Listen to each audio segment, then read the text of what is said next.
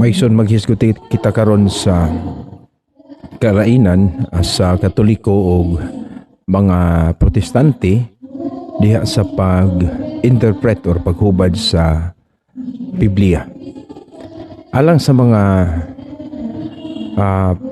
Protestante, ang ilang pag-interpret naa sa tagsa-tagsa ka believer, believing that they were guided by the Holy Spirit, no? Alam nila gigihan sila sa Espiritu Santo.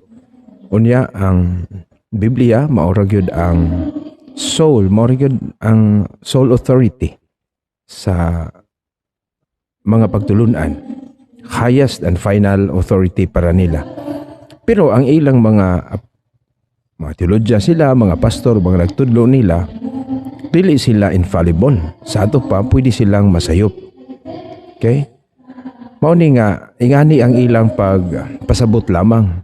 Matud pa nila, magampo lang kas Ginoo sa Espiritu Santo, giyahan ka sa sakto nga paghubad sa Biblia. Dako kalainan kinis Katoliko maigsoon. Kitang Katoliko, ang ato nga pagsabot, sa una to pagsabot, of course, we believe that the Holy Spirit is within the church, guided the church. Kay mo man nagiingon sa Ginoo John 14:16-26 nga ihatag ang Espiritu Santo nga may magtudlo sa kamatuoran. But who will express that?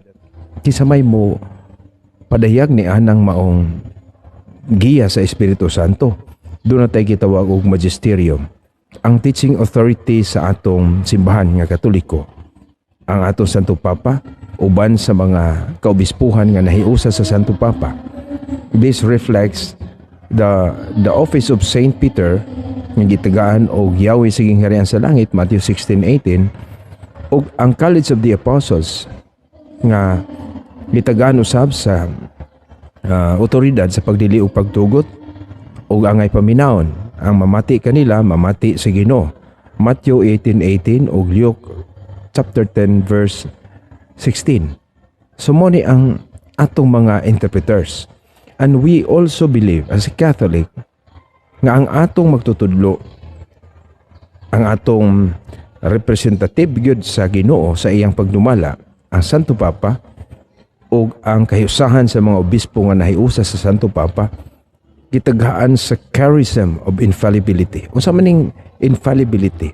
Ang pagkadili masayop sa ilang pagtudlo mahitungod sa doktrina, sa tuluuhan nato o sa moral. Kay mao man ni ang kining pagka magtutudlo nila, mao kini ang kang Kristo mismo nga otoridad sa pagtudlo. Iyang gibilin sa iyang simbahan.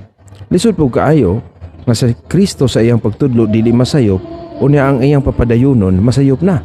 Hinumdumi nga niingon ang atong Ginoo Matthew 28:19-20, panglakaw kamustibok kalibutan, isang yang maayong balita. Tudloi sila sa tanan nga akong gisugo kaninyo.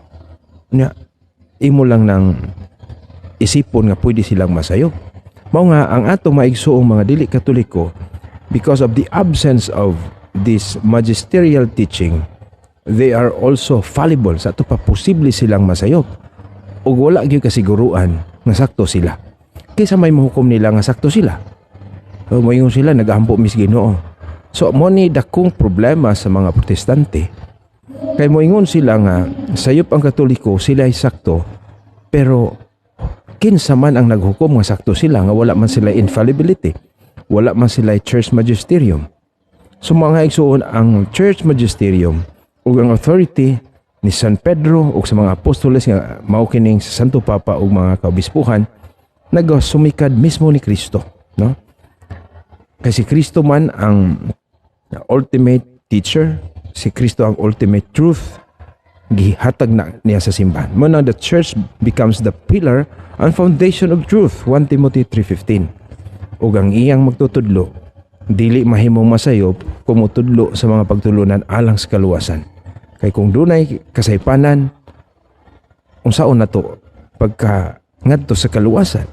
Buot sa Dios nga ang tanan maluwas ug mahibalos ka matuoran, 1 Timoteo 2:4.